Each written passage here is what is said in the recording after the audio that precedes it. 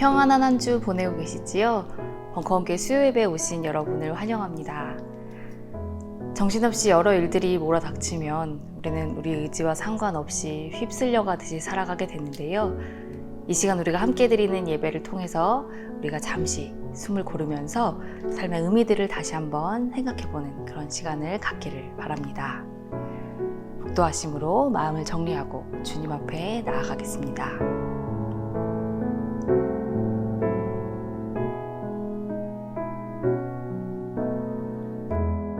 우리의 삶을 돌보아 주시는 주님께서 우리를 홀로 두지 않으신다는 사실을 우리가 알면서도 우리는 늘 걱정하고 근심하며 살아갑니다. 어리석은 우리를 용서하여 주시옵소서. 이 시간 휩쓸려 살아가는 삶이 아니라 스스로 서서 걸어가는 삶을 살고자 주님 앞에 나아왔습니다. 우리의 기도와 우리의 찬양을 받아주시고 주님의 말씀으로 단단해지는 시간이 되게 하소서. 늘 우리를 붙드시는 예수님 이름으로 기도드립니다. 아멘.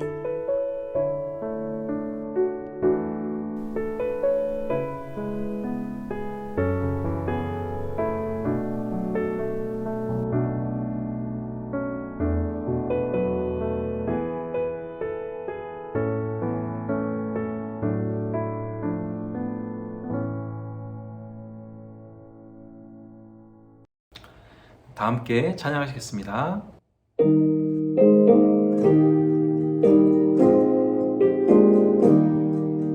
성령의 봄바람 불어오니 믿음의 세상이 움터오고 성령의 단비로 흡족하니 메마른 영혼을 적셔주네.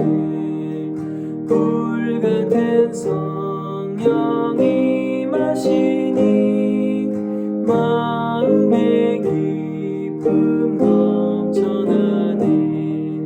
성령의 생수를 마시는 자 갈급한 심령이 해갈되고 성령의 충만함 받은 자는 마음의 평안을 누리겠네. 성령의 감동 받은 자는 주님의 사랑 깨닫겠네. 성령의 은사를 받은 자는 시기와 질투가 사라지고 성령의 지혜를 받은 자는 이웃과 형제 되었도다. 성령의 권능 받은 자는 사랑의 복음 전파하세.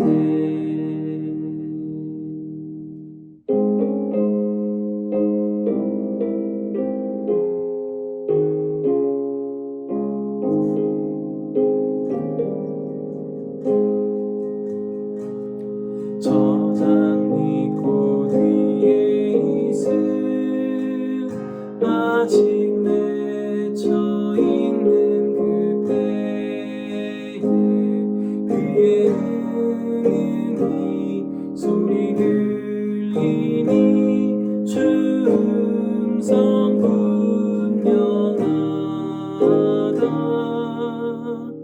주님 나와 동행을 하면서 나를 친구 삼으셨네. 우리 서로 받은 그 기쁨은 알 사람이 없도다.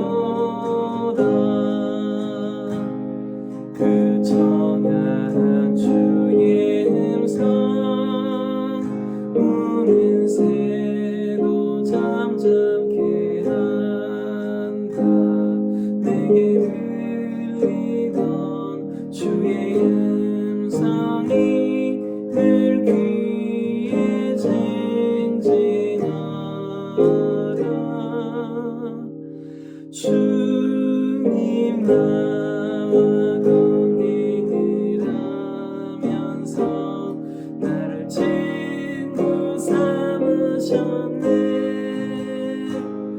우리 서로 받은 그 기쁨은 알 사람이 없도다. 밤늦도록 동산 안에 주와 함께 있으려 하나. 때론 세상에 할 일 많아서 날 가라명하신다. 주님 나와 동행을 하면서 나를 친구 삼으셨네. 우리 서로 받은 그 기쁨은 알 사람이 없도다.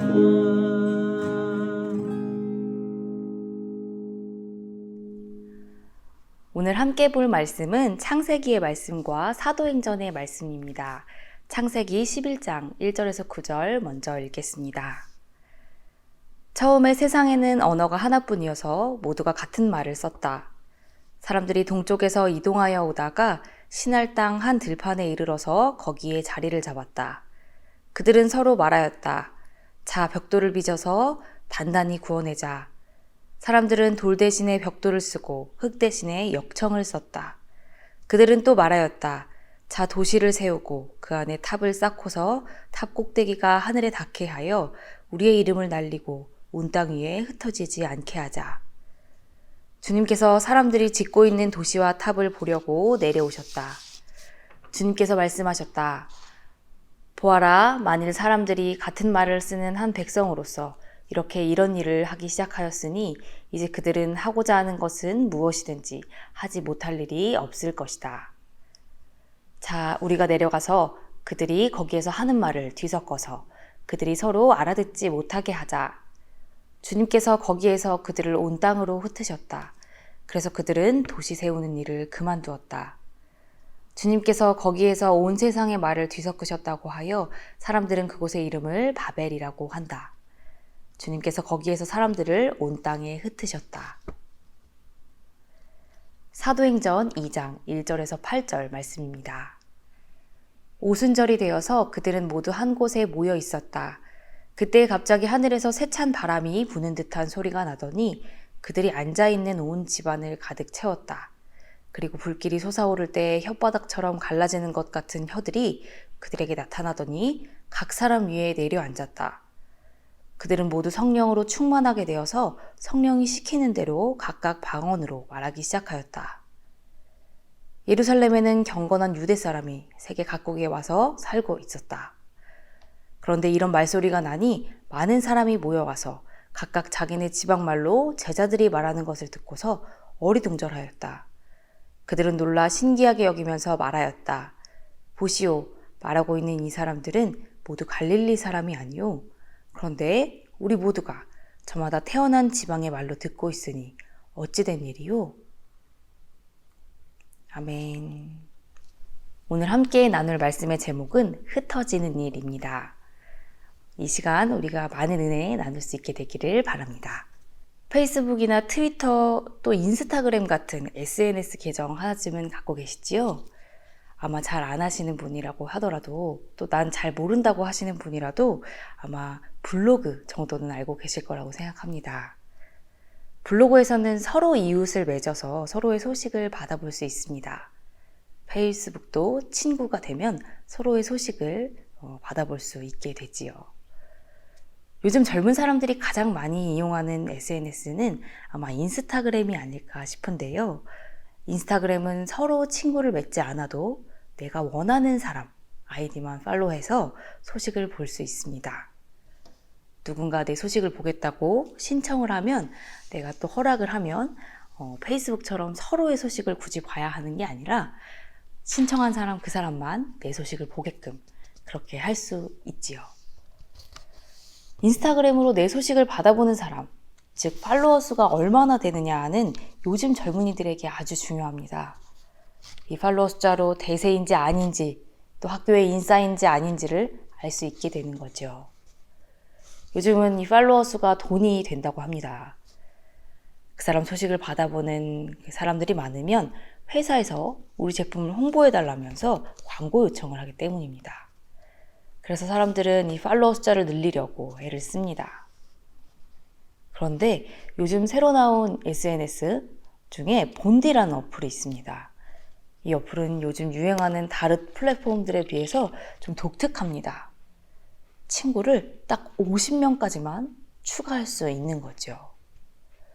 많은 사람들이 내 소식을 받아보게끔 하고 많은 사람들과 친구를 맺으면서 자기의 그 영향력을 과시하는 그런 방식의 SNS가 아니라 진짜 친구, 진짜 찐친하고만 관계를 맺고 소통하게 하는 이 플랫폼이 추구하는 그 방향이 요즘 젊은이들 사이에서 생각보다 많은 호응을 얻고 있다고 합니다.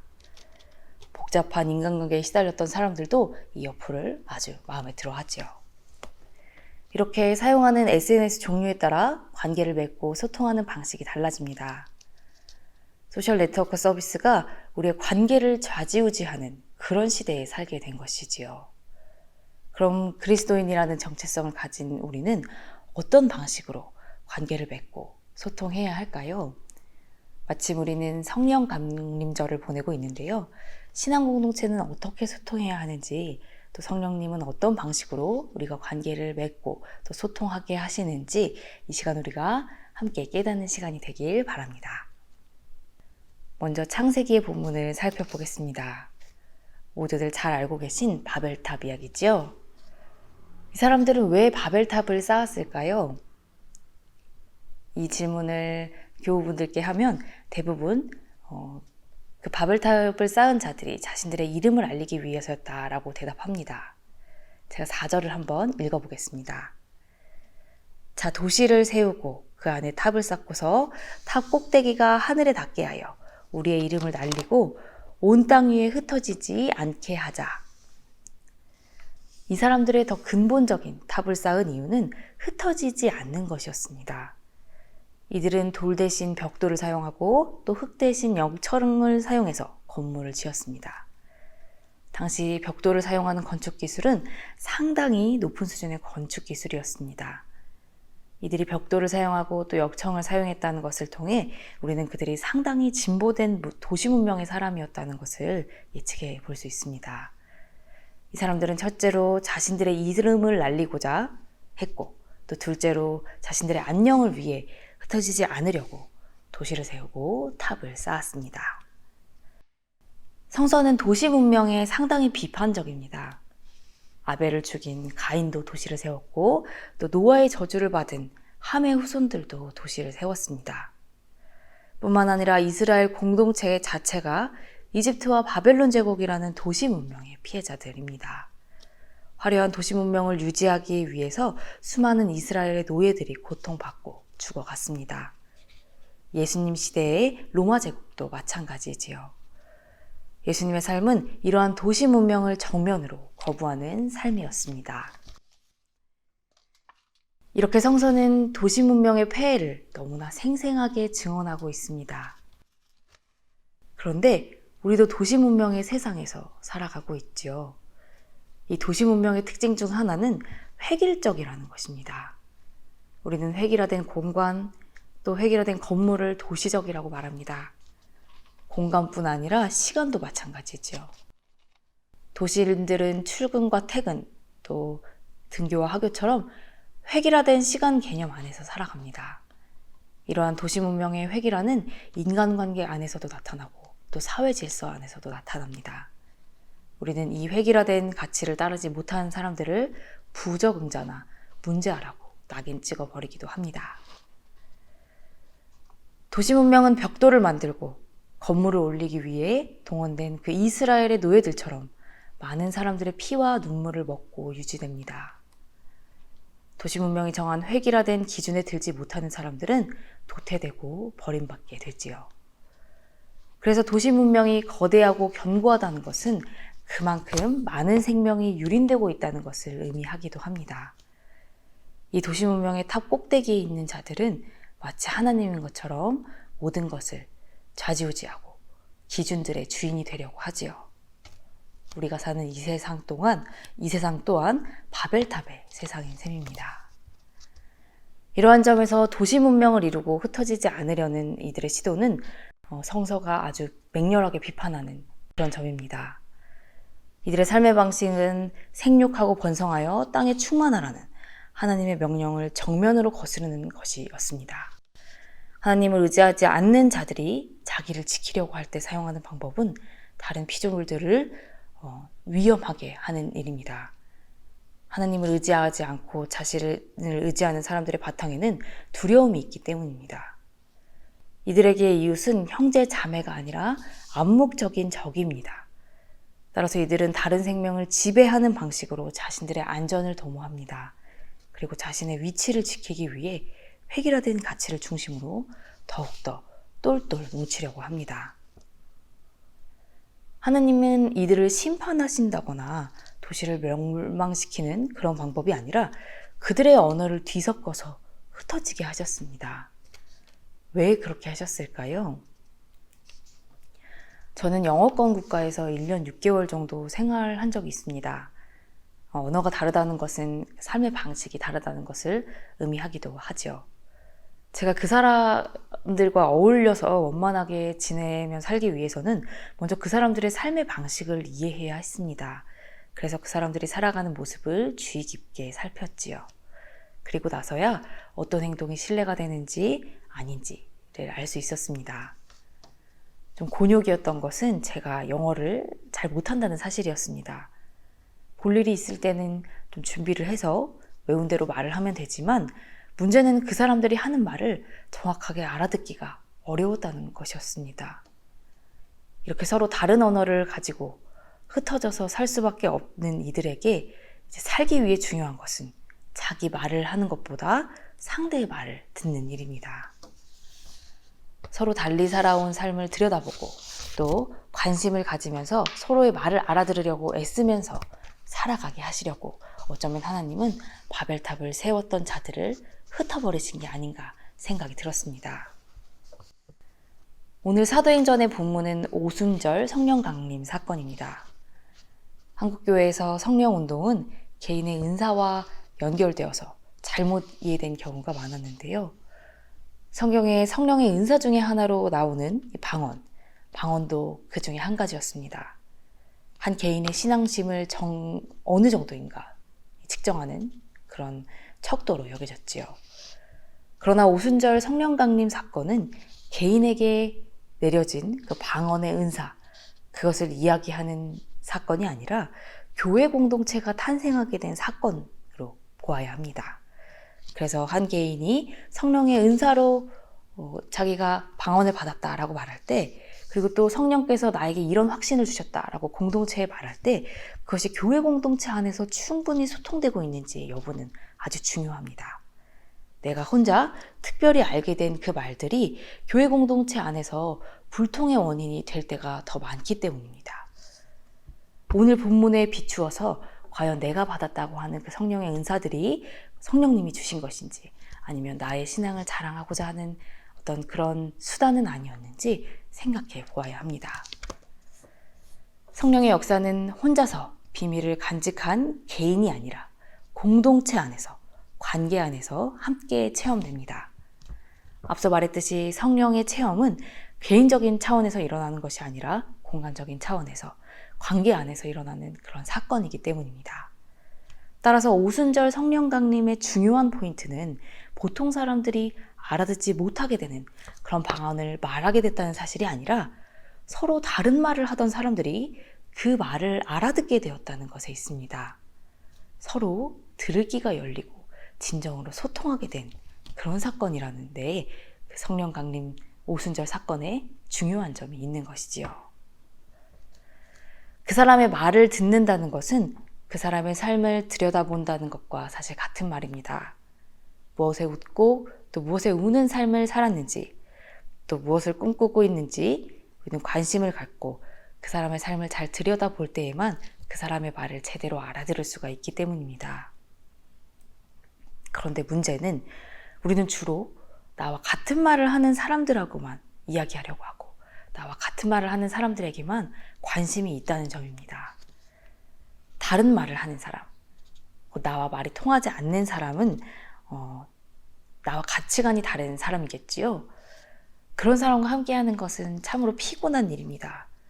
나와 같은 가치관을 가지고 나와 잘 통하는 사람들과 이야기를 하고 또 미래에 대한 꿈을 꾸는 일은 참 즐겁습니다.